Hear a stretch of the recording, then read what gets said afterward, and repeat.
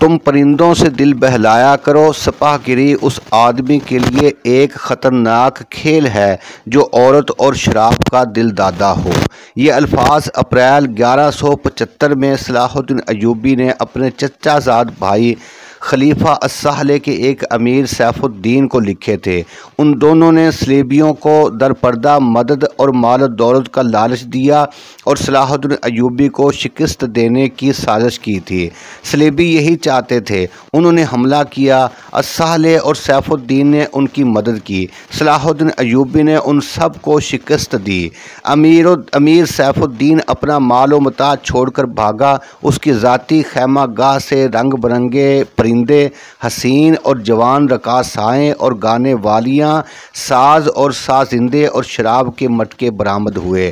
صلاح الدین ایوبی نے پرندوں کو ناچنے، گانے والیوں اور ان کے سازندوں کو رہا کر دیا اور امیر سیف الدین کو اس مضمون کا خط لکھا: تم دونوں نے کفار کی پشت پناہی کر کے ان کے ہاتھوں میرا نام و نشان مٹانے کی ناپاک کوشش کی، مگر یہ نہ سوچا کہ تمہاری یہ سازش عالم اسلام کا بھی نام و نشان مٹا سکتی ہے۔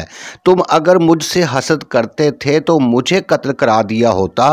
تم مجھ پر 2 قاتلانہ حملے کرا چکے ہو، دونوں ناکام رہے۔ اب ایک اور کوشش کر کے دیکھو، ہو سکتا ہے کامیاب ہو جاؤ۔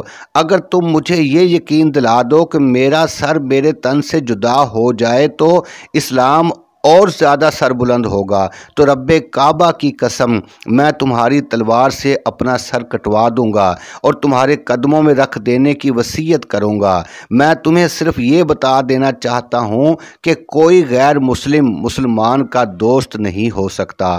تاریخ تمہارے سامنے ہے، اپنا ماضی دیکھو۔ شاہ فرینک اور ریمانڈ جیسے اسلام دشمن صلیبی تمہارے دوست صرف اس لیے بنے کہ تم نے انہیں مسلمانوں کے خلاف میدان میں اترنے کی شہ اور مدد دی تھی۔ اگر وہ کامیاب ہو جاتے تو ان کا اگلا شکار تم ہوتے اور اس کے بعد ان کا یہ خواب بھی پورا ہو جاتا کہ اسلام صفحہ ہستی سے مٹ جائے۔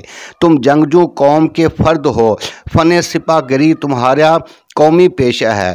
ہر مسلمان اللہ کا سپاہی ہے، مگر ایمان اور کردار بنیادی شرط ہے۔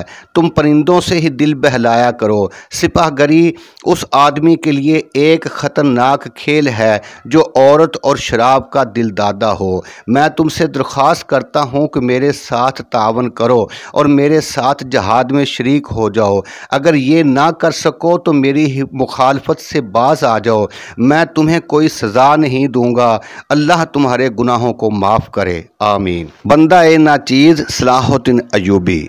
ایک یورپی مورخ لین پول لکھتا ہے کہ صلاح الدین ایوبی کے ہاتھ جو مال غنیمت لگا اس کا کوئی حساب نہیں تھا۔ جنگی قیدی بھی بے انداز تھے۔ صلاح الدین ایوبی نے تمام تر مال غنیمت 3 حصوں میں تقسیم کیا۔ ایک حصہ جنگی قیدیوں میں تقسیم کر کے انہیں رہا کر دیا، دوسرا حصہ اپنی سپاہ اور غریبوں میں تقسیم کیا اور تیسرا حصہ مدرسہ نظام الملک کو دے دیا۔ اس نے اسی مدرسے سے تعلیم حاصل کی تھی۔ نہ خود کچھ رکھا، نہ اپنے کسی جرنیل کو کچھ دیا۔